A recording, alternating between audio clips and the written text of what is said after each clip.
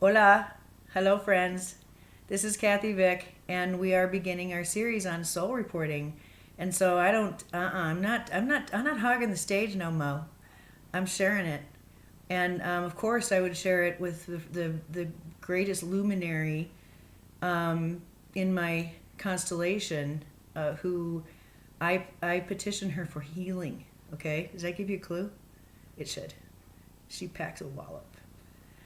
And so this is Melissa Elmore Davis. Woo! And just she's gonna riff. Just give it a second here. I gotta explain a couple of things, okay, guys? So we're gonna do when I feel like it. I've already got one other person lined up, and so many others I've already kind of knocked on their doors. There's a reason that I want to get to know people and get them to get to the screen, because I'm surrounded by people who really just blow me away. And so I'm going to give you a little quickie here. You might notice that my hair looks different. Melissa is the one who I started doing verbal channeling with. She was the one I felt safe enough to do. And so I come up here and we have major things happen to us energetically. And last night we were talking very deeply. It was a very important discussion that had to occur on August 31st. She said, your head, well, I'm going to let her describe it. And then I'm just going to let her take it away. Because then what we're going to do, because this is an Earth Mother and Earth Goddess, then we're going to go outside and do a podcast. Ooh. We're going to saturate another media platform, guys. So if you want to listen to the whole thing, you're going to understand why it would be important once you get a load of what Melissa packs. So I want to thank the loyal readers and viewers who like to hang out and deal with old souls and their issues, because you've got them too. Probably do. And we have old soul issues too. And we've worked through a lot of them. And the ones that we're encountering, we work with each other to understand better and to really, really enjoy and make the most of. So that's kind of what we're doing. We're having a little power node session. And I want to, would you, because I'm sort of an attention whore, would you please just do the hair thing, because I think it explains a lot about us. Okay, so Kathy, probably I want to start with last year, actually. It's almost a year ago. I think maybe we're right on close to a year. Big change. And at the time you came up for a visit and you said, well, I'm thinking about shaving my head. Would you do that for me? And I agreed, but then you didn't want to do it because you felt like everything was new. Instead, you dyed your hair, which started with a bleaching of your hair, an over bleaching of her hair, and it really kind of damaged her locks, her antennas. And so she's been just working with that and being with that. And there wasn't anything wrong with it. It was just the choice. However, last night as we were sitting here talking, and tell them about my head. Yeah, I was going to say, I was telling her about my experience of seeing her, and it happens when we're in person and when I watch her on video as well, where she becomes like the head in Oz, when Oz is like on the screen. Ooh. And the head floats and it like her head comes off of her body for me, and it becomes this big thing, and it kind of distorts a bit. And it happens when we're talking in person, and she may not be actively, consciously channeling, but she's in the zone energetically, and her head will morph and start to come off her body again. And it was happening last night, and I'm describing it to her. And I've been seeing this happen for, I think, golly, it's been about a year. Or maybe a little over a year. Yeah. Well, it started with the videos when I said, well, you gotta do the videos, and I don't remember when that happened. April 17th. Okay. So it started about that point because it coincides with the videos. Wow. And the channeling. So back when you first started that, when you were here. So I was describing it to her, and it was happening last night because that's what triggered me to say. And then I get things in my head, thoughts, ideas, phrases, the voices, and then I have to say something to somebody. And sometimes it can come across harsh, and sometimes it doesn't come across harsh, and there are times when I get to edit how it comes across, and then there are times when I don't get to edit how it comes across, because The person needs a message in a certain way. And it's not up to me to decide how they need the message. They've decided that. So last night I'm like, okay, we got to cut your hair tomorrow. We need to cut your hair. And I'm being told that we have to cut off the old hair. And I literally, as I was looking at her, I could see a line on her head where the new hair was and the old hair started. And I knew that all of the old hair had to come off her head. And she said, okay. And it just so happens I have hair cutting stuff because I've been cutting my husband and my son's hair forever and ever. And so then we moved on in conversation, and she was talking to me, blah, blah, blah, blah. And I was, as she was talking, because we're able to kind of track multi-dimensionally, I'm paying attention and holding space for her for what she needed to do last night. And conversing, and at the same time seeing the geometry around her head for what her hair was going to look like. But I had no idea how I was going to accomplish that, because while I say I've been cutting hair for years, it's my husband and my son, and they have a certain haircut that I can do. And I hadn't done this cut. I had no idea what was, how am I going to get there? And so this morning we sat down and we cut her hair. And because of the damage to her hair to start with, I wanted her to comb through it, and we couldn't even comb through it. So I just started cutting off hair, like chunks off of her head, so I could even get to the point where I could see what she had on her head to work with. And we worked together, and she even channeled while I was doing it. Oh, I did, didn't I? It was a good time. And I kept cutting, and this is what we ended up with. And I can't even tell you, like, the difference to me is staggering. Before, she lives with pain in her body, in this vessel. So when a person lives with chronic pain, it affects their demeanor. And Kathy was kind of a bit hunched over and kind of hobbled a bit. Not walking with a normal gait, all of those things. And the immediacy of the change with her shedding that old hair was just that rapid. When she stood up and took a step, it was with power. She stood up taller, so she gained 2 inches in height. Her hips were oriented differently because one of them's kind of wonky.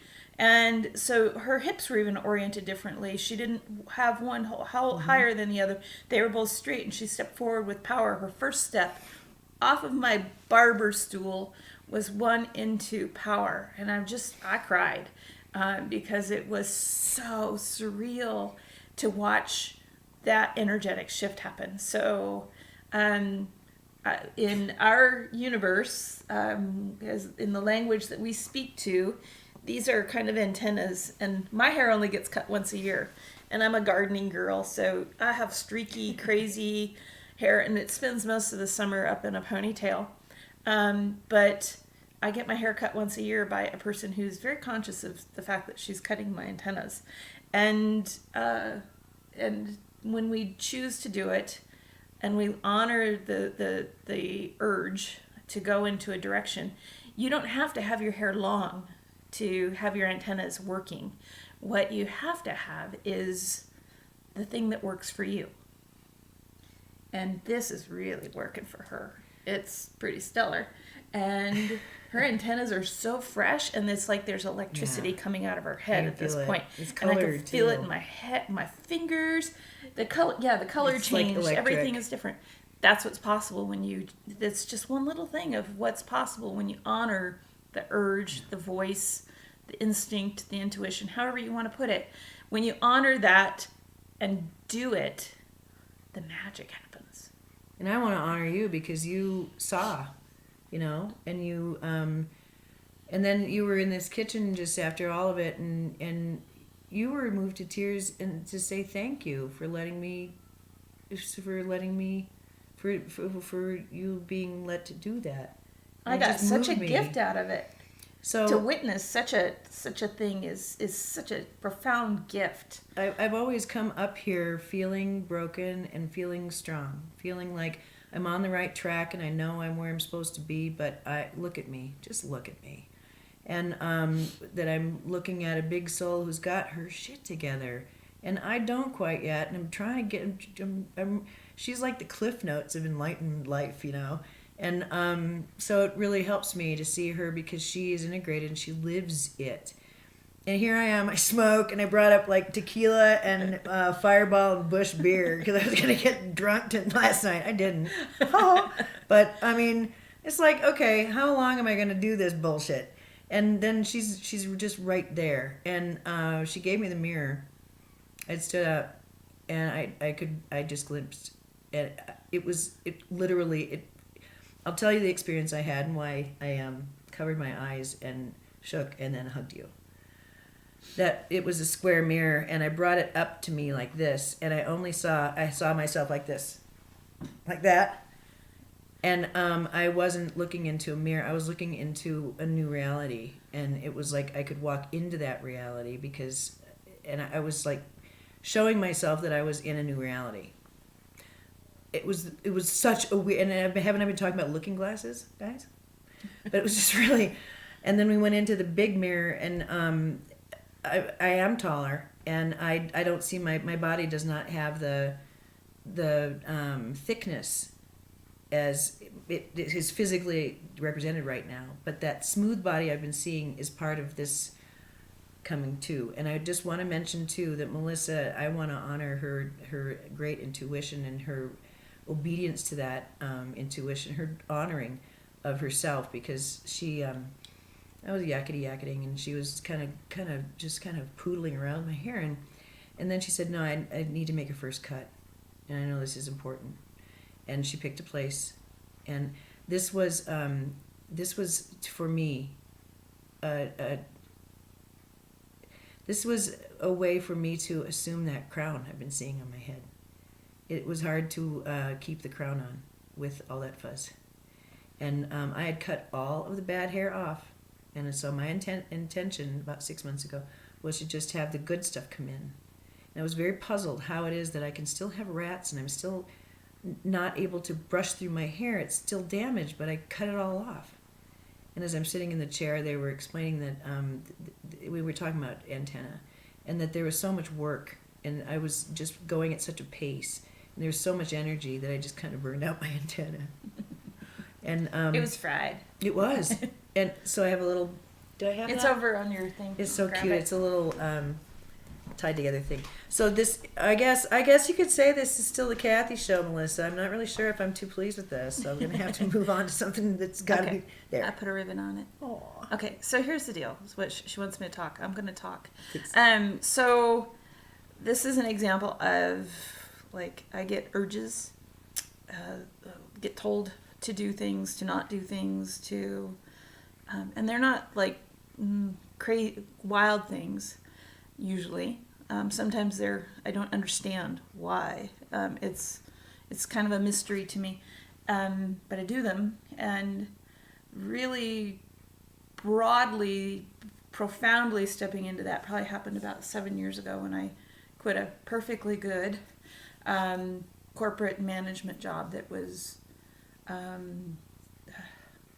it was such a learning experience while I was there, but it was part of the time when my physical systems, my energetic systems, my mental systems really were going to a very different place, and energetically it was where I was working was very much a mismatch for what I wanted to be doing for myself. And the people who were working there were so unhappy. I did things to help them, but they were so unhappy. And I'd go into work every day, and I'd have to put myself in a bubble. And that's where I learned that the first step of empathically protecting myself so that I didn't take on the energy of other people. While I was there, I transitioned from the point of feeling like I had to protect myself to realizing I didn't have to protect myself, that I had a choice in taking on the energy and the physical experience of other people, or just observing it.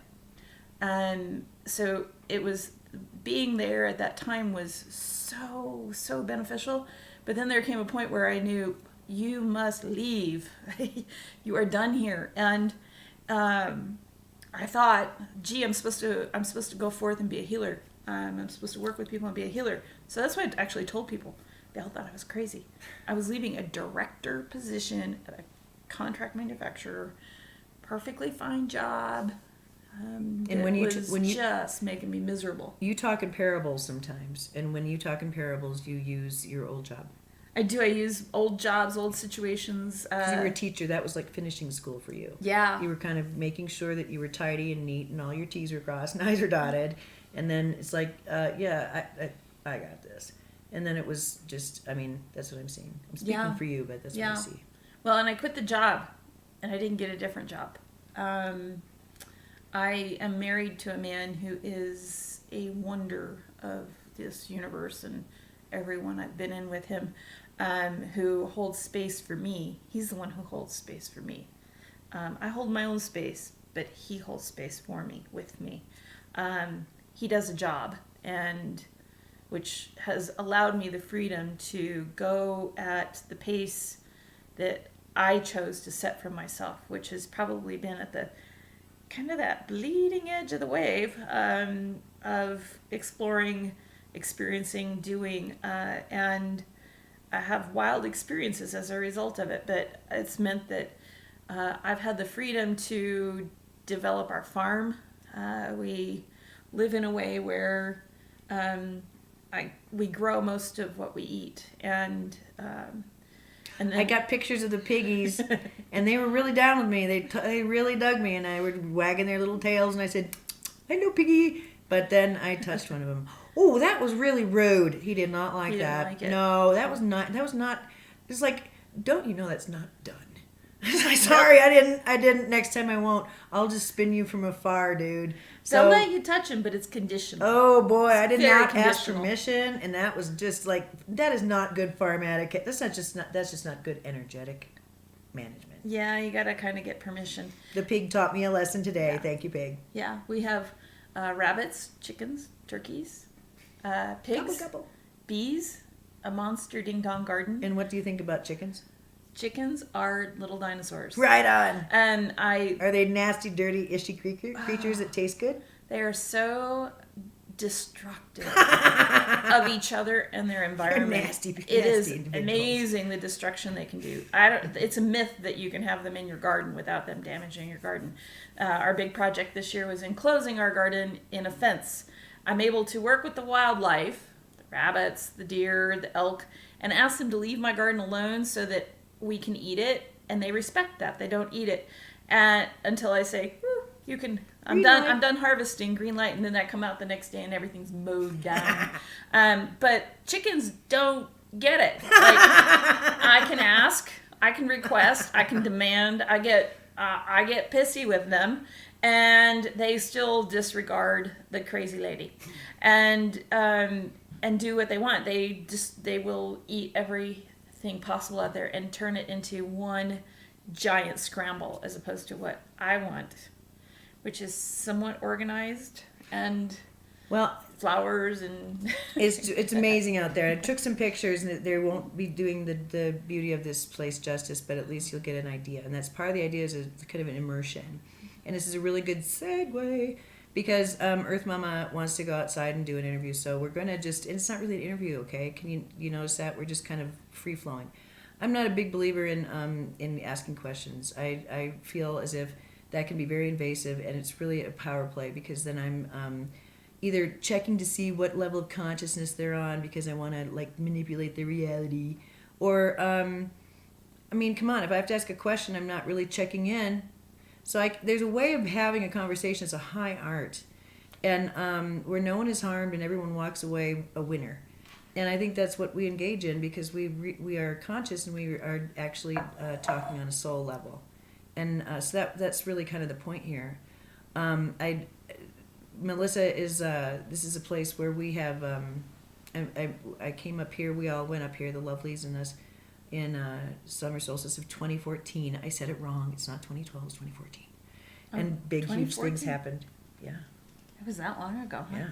And that's where the Merkaba got conjured and all that crap. And then later on... Oh, yeah, in our fire pit. When there was this big, huge activation came up here, and we had palm fronds somehow, and we opened up this big vortex. And later on, we had to have 4 people, and then we really let it rip, and everybody was seeing things. And I know I'm talking in esoteric terms, but it's so... You wouldn't believe the kind of power that these women contain. And when we get together, we change things. There was Melissa's. We're all connected with stuff. There was a hawk. It went there to like 2 or 3 hawks that were picking at. Wasn't it an eagle? And it was Esther who was waiting at her house. And it just was very, very clear. We had a message. Remember that? It was sparrows with a hawk. Sparrows with a hawk. And it was freaky, and there was screaming and all that kind of stuff, and it was like this big, strong message. And then we go to Esther's house, and she's on Eagle Drive, and the whole thing was just loaded with magic the whole time. And so this is a place of really high healing, and it's one of those nodes. We created a node here that is, they told me it was a 13th. Well, that may seem pretty highfalutin and impossible, but then when you get a load of what Melissa's running and what she's able to do. Melissa and Steve. And Steve. The dude is involved too. I have to. We'll conclude, and we're going out in the garden. But this is a Garden of Eden for me, and it's very healing. I did not ever see 2 human beings, a male and a female, behave this way, and it was really wonderful to see. And it's been going on for over 20 years. 30. Over 30 years. You've been married 30 years. That's a long dang time. And of course, at first, this wounded person of me, I just all I did was weep with grief, because I knew I had that kind of love. Well, you can imagine what kind of what I might have been able to give you guys, but that wasn't my path. But I recognize it as mine. And so to see this, and to see a well-adjusted kid, and to see people who love each other, and it really is I wouldn't have hope, really, if I hadn't met these 2 and really believed it, because I was so in disbelief that it's possible. So, and I just want to say that to conclude, because I think that we forget that just by living our lives and walking our walk, we're changing other people if we're doing it authentically and we're actually thinking about things. Because, and we're living on purpose and authentically. Because what's normal for me in that state is not normal for a lot of people. And clearly, if you get a gander at what this woman has done and will continue to do and wants to do, it's not possible to walk around and say, oh my God, I'm such a rock star every day. It's not normal, and it's hard to get along with people if you're in that state. So an adapting a balanced identity where you're just okay with this stuff and it's normalized, that can really work to your benefit. And somehow she was able to do it. And it's not like she had, this fairy tale life. I can guarantee you that. It probably wasn't as twisty and fucked up as mine, but It doesn't matter. It doesn't matter. I wanted to do the collie thing, so whatever. And I had to blab about, bullshit like I do. So that's my path, being the warrior and being the weird one and the punk girl. I'm the punk ascended master, see? Mm-hmm. This is the Earth Mother ascended master. So you might be able to notice that when you look at our faces. I don't know. Or haircuts, maybe? I don't know. So whatever. So it's sort of an unveiling, dudes. Couple of redheads. So Earth Mama and Punk Girl's gonna go out and she's just gonna say what needs to be said, and we're gonna go where we need to go. And I really appreciate you listening to this, but I can't imagine anybody who started out at minute 2 who is not around for 24, 26, because this was a badass conversation. And I think that for those who are not able to admit that life is magical and they have magic, well, if you push play, I think by the end of this, you're gonna have you might have enough argument against that rigidity Because if there are people walking around living in magic, and it's good, and they're happy, and they spread happiness and magic wherever they go, well, I don't know. Isn't that the point? You think? Maybe? Yeah. One of them? Just smile. Love people. Just love. be. Love. Be. Do. Doobie doobie do. And not critique and not see all that's done. All that's done deeply awake. Bye-bye. Bye-bye. And now it's just be. Yeah. Be. And we're going to talk about the future, too. I asked her. See, here's the questions. All right. Imagine you can be in front of God. And it's all around you and inside you and everything like that. You can just feel it. But you got a question. There's a question you came in with. You got to ask God. What's that question? Boom. And then the next question is, all right, pretend you're God. What's the answer? And then I think something like this. So I hope those are there are people who are following along. I think you're going to be blown away by the thing. It'll be on SoundCloud and on the website. And so enjoy. And do you want anything to add? Anything? Do you think did I stamp over your joy, or do you feel complete? I don't feel quite complete. I'm going to leave a teaser. There's something else. There's another half of the circle I have to draw when we start the next piece. Very beautiful. See, she's talking in code, so there you go. It'll be so much fun. She's a full-on channel too, you know. It's just that, I mean, and what she can do with dirt, oh my God. It's amazing. It's just poop, people. It's just poop, people. Poop is good. It's very good. All right. Thank you, guys, and we will see you outside. Well, you can hear us in the garden, and you can replay this often and much to get a gander at this awesome haircut and the person who did it. All right. Thank you.